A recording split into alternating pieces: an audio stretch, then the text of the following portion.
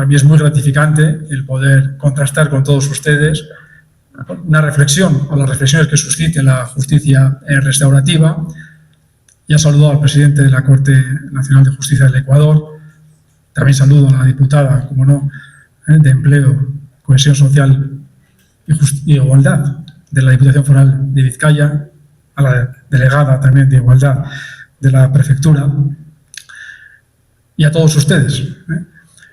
Lo que voy a trasladar es una reflexión que someto a su consideración para que todos ustedes, desde esa libertad constitutiva que tienen, todos y cada uno de ustedes, como personas, como comunidad, como Estado, pues puedan pensar sobre ello, si lo quieren pensar, y no adaptarlo, sino diseñarlo, como ustedes quieran diseñarlo. Y yo solo me atrevo a ofrecer unas pinceladas sobre lo que considero que es un modelo de justicia. Es cierto que en el mundo de la justicia pueden existir y existen modelos alternativos a la justicia, y tienen que existir. No estoy hablando precisamente en el orden penal, quizás hablo más en el orden civil, en el orden mercantil, en la vida diaria. Tiene que haber sistemas o modelos convencionales, comunicativos, de solución de conflictos o de controversias. Pero yo les voy a hablar dentro de lo que es el orden penal, de eso que es la ley que trata de proteger los bienes jurídicos fundamentales, aquellos que nos definen desde la dignidad de personas y aquellos también que nos permiten articular los principios fundamentales de nuestra convivencia. Pues les voy a hablar de un modelo de justicia. Por tanto, no parto de la premisa de la justicia restaurativa como alternativa a la justicia, sino de la justicia restaurativa como una forma distinta de impartir justicia. Por tanto, traslado la idea de un modelo de justicia. Un modelo de justicia que plantea dinámicas a veces legales. ¿De dónde nace la justicia restaurativa? Yo les hablo desde Europa. Ustedes, evidentemente, también tienen su propia regulación en el ámbito suyo. Nace, digamos, de una serie de normas. Generalmente supranacionales, no eran españolas, eran de la Unión Europea. La Unión Europea, luego nosotros las adaptamos a nuestra legislación nacional y desde la legislación nacional ahora se está también trabajando en un complemento, en un desarrollo articulado a nivel de Euskadi, a nivel de comunidad autónoma. Entonces, ya hay como una serie de referencias legales, normativas, que hablan de la justicia restaurativa y que tratan, en cierta manera, de decirnos qué es la justicia restaurativa, ¿no? Y qué claves, o qué principios, o qué elementos forman parte de la justicia restaurativa. Como las diapositivas las van a tener ustedes a su disposición, y como aquello que entiendan oportuno también, pues no voy a hacer un desarrollo de estas normas, ¿eh? Me interesa más ir a la reflexión y el que tenga interés, pues luego puede ir a las normas y las podemos, en cierta manera, analizar. La justicia restaurativa persigue objetivos y persigue objetivos, digamos, de profunda justicia.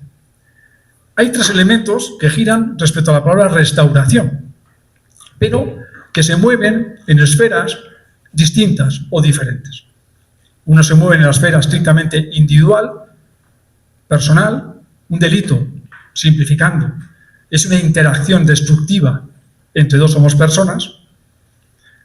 Se mueve también en la dimensión social o comunitaria, porque esa interacción destructiva genera una ruptura de un contexto social más o menos profundo. Por lo tanto, hay una dimensión social o comunitaria, porque somos seres sociales. Somos personas que nos desenvolvemos en contextos sociales, desde sistemas familiares a sistemas locales, comunitarios, profesionales, etcétera, etcétera. Y luego hay una dimensión normativa. Hay leyes, hay normas, hay reglas que regulan también, que establecen qué bienes o qué elementos consideramos que tienen que ser protegidos para identificarnos como personas y como sociedades diversas pero inclusivas en un contexto democrático y que también indican qué tipo de respuesta tienen aquellas conductas que quiebran ese marco legal en el que hemos querido reflejar las claves de nuestra existencia personal y de nuestra existencia social o comunitaria. Entonces, la idea clave de la justicia restaurativa es, si un delito, cualquiera, vamos a coger los delitos que más afectan la dignidad de las personas.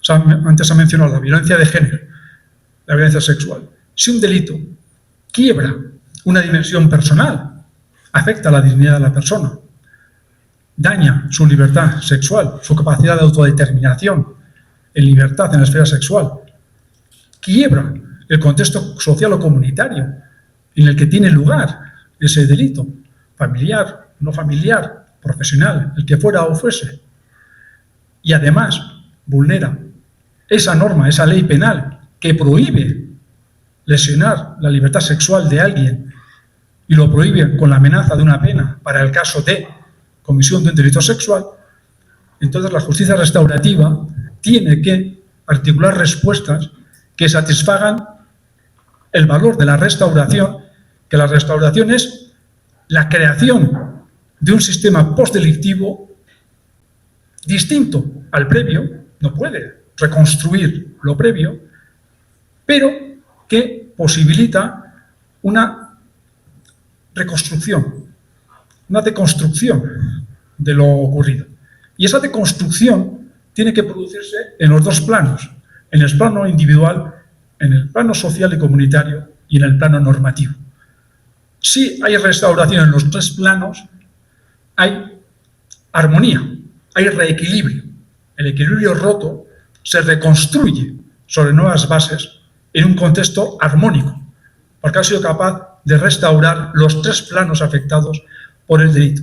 Si alguno de ellos no resulta plenamente restaurado, ahí se producen contextos de desarmonía, que pueden ser más o menos profundos. Y hay, por tanto, una deconstrucción desequilibrante, con un factor de desequilibrio, porque hay una dimensión, la individual o la social o la normativa, que no ha resultado restaurada. Entonces, fíjese cómo la justicia restaurativa abarca el valor justicia en su sentido, digamos, más profundo, en el sentido, en definitiva, de ser capaz de restaurar las tres dimensiones que un delito ha podido, o más bien ha quebrado. Y esa es, digamos, la gran diferencia de la justicia restaurativa en el orden penal, incluido el de menores o adolescentes, con respecto a fórmulas restaurativas que se pueden mover en otras dimensiones no penales, civiles, mercantiles, vecinales, comunales, porque probablemente hay la fuerza del elemento normativo, quizás no del elemento social, pero sí la fuerza del elemento normativo sea más tenue, más débil, menos intenso. Entonces, para lograr ese restañar, restaurar la dimensión individual, la social, la normativa, aparece una justicia restaurativa que descansa en varios principios. Yo voy a destacar dos, que respeta lo construido por el sistema que hemos llamado adversarial, sistema de contrarios, el que conocemos en lo que se llaman juicios. Alguien acusa, alguien se defiende, sistema de contrarios. Las garantías es la gran aportación del sistema adversarial y que persigue objetivos que pasan por la responsabilización reparadora. Entonces, los principios nucleares de justicia restaurativa, y si no están, no es justicia restaurativa, son dos. Uno, que es propio de cualquier sistema que respete a las personas por lo que son, la libertad, la capacidad de decisión. Entonces, el sistema de justicia restaurativa se edifica sobre la libertad de decisión. Las personas, esa dimensión individual que está rota por el delito, son las que definen, según sus necesidades, si quieren o no quieren un proceso restaurativo que es por esencia un proceso de comunicación con quien en un momento determinado ha roto el orden preestablecido.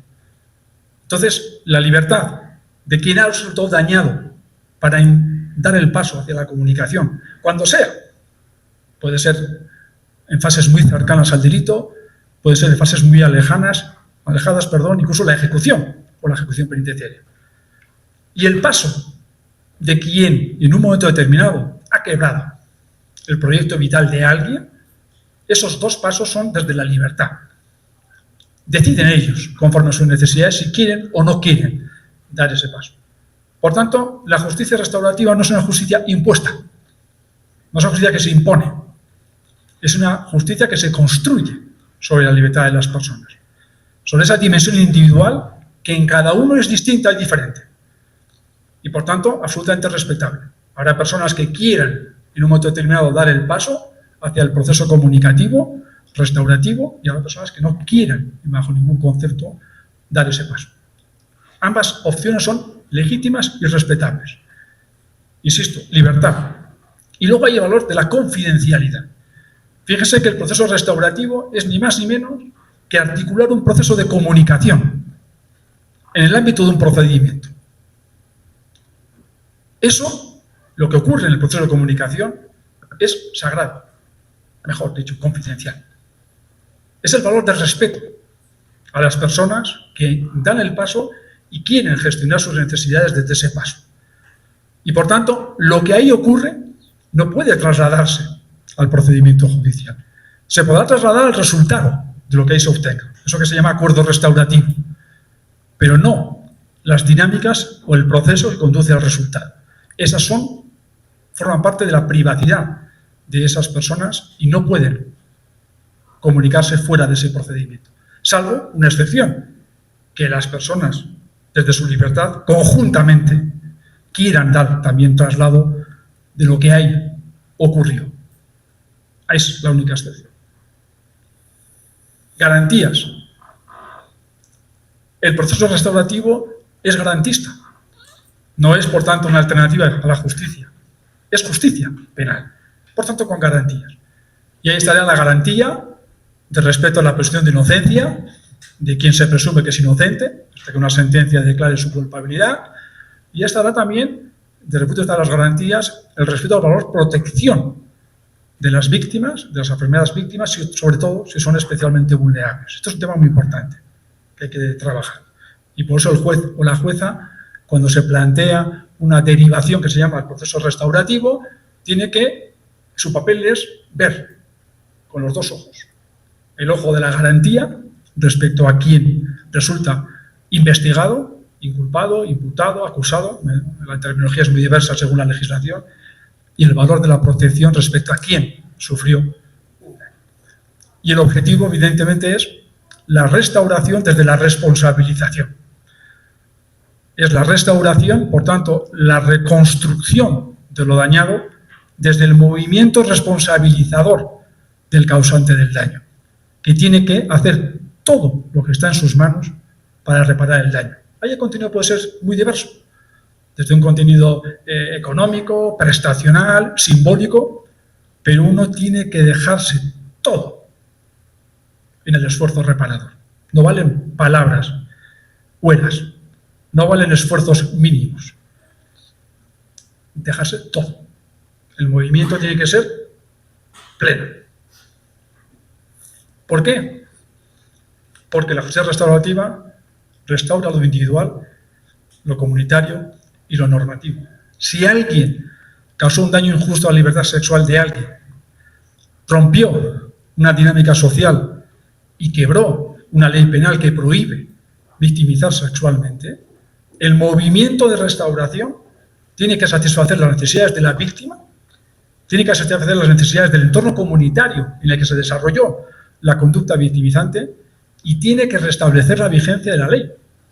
Es decir, con su conducta tiene que poner de manifiesto que quien infringió la ley hace todo lo que está en sus manos para restablecer la ley. Por tanto, para restablecer el valor, libertad sexual, que es el que justifica la existencia de la ley.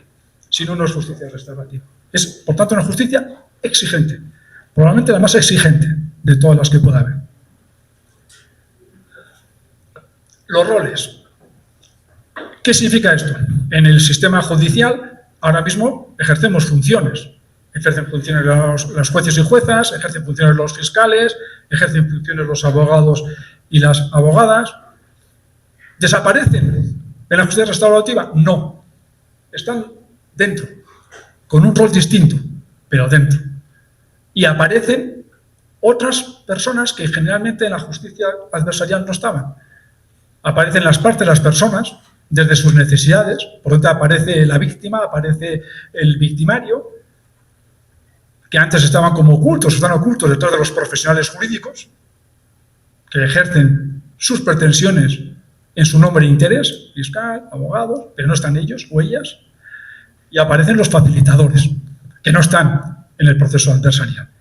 Y cada uno cumple una función, las partes deslindan sus necesidades, estas son mis necesidades, los facilitadores construyen el proceso comunicativo y lo dirigen, no lo imponen, construyen y dirigen el proceso comunicativo, facilitan, por tanto, el proceso comunicativo, de ahí el nombre. Los profesionales jurídicos, abogados y abogadas, acompañan a las partes para dar forma jurídica a lo que las partes entienden restaura el daño sufrido. Por lo tanto, están, pero no para sustituir, para acompañar. No sustituyen el abogado o la abogada a la parte, acompaña a la parte. Y están los jueces, que representan ¿qué? La comunidad, la forma institucional de la comunidad. Y los jueces, por tanto, lo que tienen que hacer es, por una parte, valorar si procede abrir el proceso restaurativo. Hay lo que decía antes, libertad, garantías. Y luego, si el proceso restaurativo, en ejercicio de la libertad, ha terminado en un acuerdo que se llama restaurativo, lo que hacen los jueces es homologan el acuerdo restaurativo. ¿Qué es homologar? Hacer lo propio. ¿Hacer lo propio de qué manera? Con un contraste de legalidad.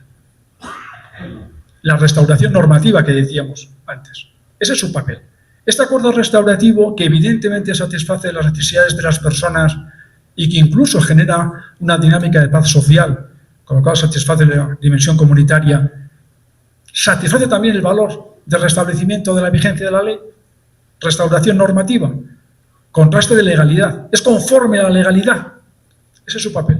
Si es conforme a la legalidad, lo que hace el juez o la jueza es dar valor institucional al acuerdo restaurativo y trasladar a la comunidad el mensaje de que la ley que en su día fue infringida ha sido restablecida a través del acuerdo restaurativo. Si no lo satisface, entonces tiene que ejercer la función de decir, quizás este acuerdo restaurativo es válido en términos de restauración individual, satisface las necesidades individuales, pero no satisface la dimensión normativa. No restablece el valor que fue vulnerado con la conducta delictiva y que la ley ampara. Esa es la gran dimensión, digamos, de la justicia restaurativa en el orden penal. Ahora, un pequeño desarrollo. El tiempo me vais dedicando, ¿eh? Decía antes, el juez o la juez tiene que valorar si procede o procede abrir el marco de lo comunicativo, de lo restaurativo. Y lo tiene que hacer con estas garantías que decía antes. Espacio de legalidad, evidentemente tiene que ser conforme a la ley. Por ejemplo, en España, en el momento actual, no cabe la justicia restaurativa en delitos de violencia sexual o de violencia de género. ¿Sería beneficioso? Pues quizás sí, en muchas ocasiones. La directiva europea planteaba el tema como opcional, como que el juez o la jueza valorase si era o no conveniente abrir el proceso, digamos, restaurativo, y los facilitadores también tienen que hacer una labor de control. ¿Para evitar qué? Para evitar que el contexto de dominación que puede existir se traslade al proceso comunicativo. Pero la legislación española, ya en la primera ley de 2004, pues optó por la fórmula prohibicionista y no admite ninguna fórmula de justicia restaurativa previa al juicio en violencia sexual y violencia de género. Bueno, pues allí el espacio de legalidad, es la ley la que marca el escenario. Espacio de seguridad victimal.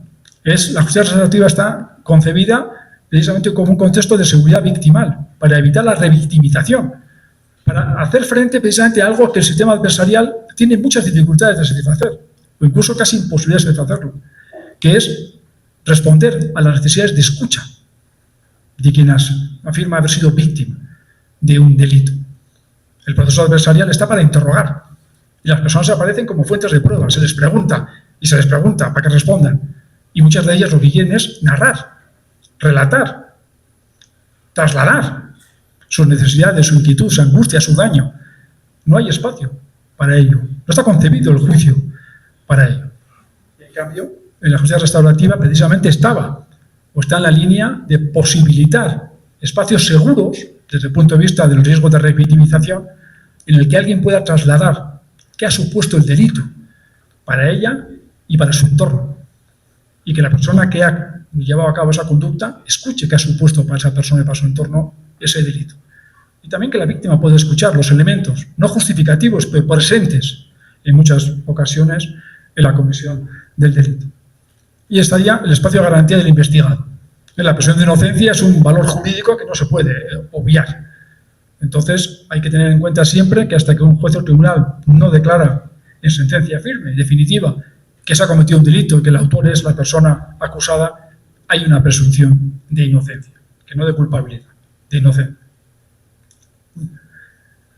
Y, para ir terminando, esto se puede producir en cualquier fase del procedimiento. Puede ser la fase de instrucción, nosotros llamamos instrucción de investigación, puede ser la fase de enjuiciamiento o puede ser en la fase de ejecución. Cualquiera de las fases permite la apertura del proceso de comunicación. Lo prioritario será que se haga desde las necesidades y de la libertad decisoria de las personas. Y eso va a ser lo que va a determinar cuándo se inicia ese proceso. ¿En qué fase? Y por tanto, todas las fases son válidas si responden al objetivo restaurativo que se pretende. La legislación prevé, permite, posibilita. Luego, las personas lo valoran y los jueces y juezas valoran o ponderan si procede o no procede la apertura del proceso comunicativo. Y aquí ya podemos ir como rápido, esto lo podemos saltar. ¿Y cómo se incorpora? El valor ley siempre está ahí. Insisto, no es una alternativa a la justicia. Por tanto, la incorporación del acuerdo restaurativo al procedimiento para que el juez o tribunal dicte la voz, dicte sentencia, puede dar lugar a diferentes consecuencias, las que prevea la ley. Hay infracciones, en España, por ejemplo, a las leves, que permiten un archivo sobre el seguimiento del procedimiento por ejercicio del principio de oportunidad del Ministerio Fiscal. En España solo está contemplado para los delitos leves. En el resto rige lo que se llama el principio de imperatividad en el ejercicio de la acción penal por el Ministerio Fiscal. Bueno, si se contempla esa previsión, cabe, en esos casos concretos, que no haya ninguna sentencia judicial, sino que haya un archivo, un cierre del procedimiento por principio de oportunidad. La mayor parte de los casos pueden terminar en lo que se llama una sentencia de conformidad, de acuerdo, pero de acuerdo restaurativo. Esto es muy distinto a la sentencia de conformidad. Una sentencia de conformidad es una sentencia que negocian los profesionales, a veces además a pie de tribunal, como se dice. Eso es una negociación profesional, no es justicia restaurativa. La justicia restaurativa es cuando el acuerdo restaurativo pasa a ser conformidad. Es el paso que decía antes de las necesidades individuales o incluso sociales a las legales e institucionales.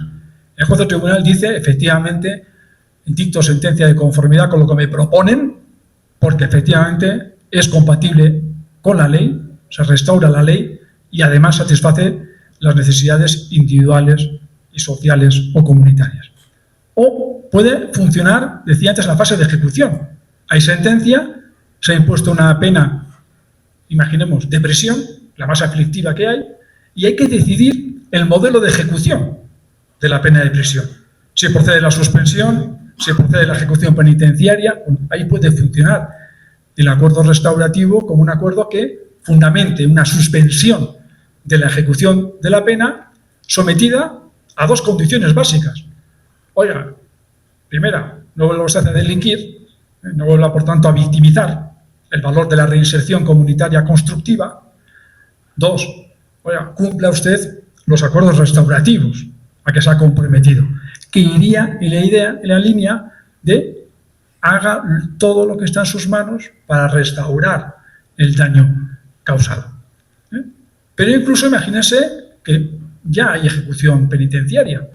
También cabe la posibilidad, si lo prevé la ley, obviamente, de que funcione la justicia restaurativa en esa fase de cumplimiento de la pena, a través de la articulación de acuerdos restaurativos que posibilitan el mejor tránsito desde el ámbito de la no libertad al ámbito de la libertad. El objetivo, esa finalidad reinsertora, resocializadora, reconstructiva, en clave comunitaria, que se persigue con el cumplimiento de las penas. En este momento, digamos, bueno, en el mundo, pero sí, en el fenómeno de globalización jurídica, estamos asistiendo a algo que hemos asistido durante mucho tiempo, ahora quizás de una forma más visceral, que es el choque de modelos. Uno es el modelo punitivista, de alto contenido punitivista, cuyo elemento vertebral es más y más aflictivo, y eso es el modelo, digamos, retribucionista en el sentido más clásico. Por tanto, la sanción es una finalidad en sí misma y solo consiste en privar o restringir, y el modelo resocializador, que es precisamente el modelo de la esperanza en lo humano, porque es el modelo que se construye sobre la posibilidad de que quien delinquió pueda volver al entramado comunitario, eso sí, en un contexto de elevada probabilidad de no reincidencia. Es el valor de la reinserción. Esos dos valores, ahora mismo llevados al extremo, están chocando en los modelos penales que hay. Entonces, puede extrañar que muchas veces, cuando hablamos de ejecución penitenciaria, se articulen espacios de recuperación progresiva de la libertad en clave de inserción, si se parte de la premisa de que la pena única y exclusivamente tiene como función la retribución y el castigo. Ahí no hay espacio. Entonces, sobre todas estas reflexiones, también sobre el modelo de justicia restaurativa, estamos pensando también qué modelo de justicia queremos, en primer lugar, y qué modelo de derecho o de sistema penal queremos. Van de la mano. Un modelo de un alto contenido punitivista, retribucionista, no va a dejar mucho espacio para la justicia restaurativa. Un modelo con altos componentes de reinserción es el que va a permitir más el paso a la justicia restaurativa. Con lo cual, los modelos de derecho son modelos de justicia. Se interaccionan. Y a un tipo determinado de derecho se le conecta un tipo determinado de justicia. Incluso desde el punto de vista de la escucha. El modelo retribucionista no escucha. Los jueces y las juezas, los juristas, somos en ese modelo autosuficientes. Somos un fin en sí mismo. El modelo de reinserción restaurativo posibilita la escucha, porque está diseñado hacia afuera, para que en cierta manera todos y todas, jurídicos y no jurídicos, puedan coadyuvar en la mejor solución desde el punto de vista de la restauración.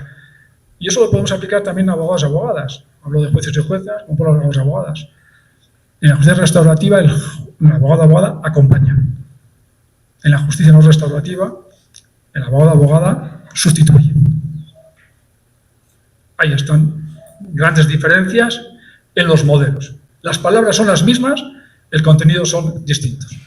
Y ya, en el límite del tiempo, no va a caber más que agradecer, digamos, su atención y estar abierto a cualquier reflexión, crítica, sugerencia que me quieran trasladar, porque seguro que permitirá, en definitiva, que todavía la reflexión sea más completa y me trasladen cosas que no veo y que ustedes ven.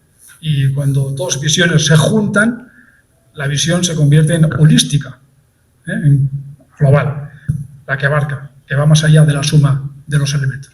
Así que muchas gracias por la atención.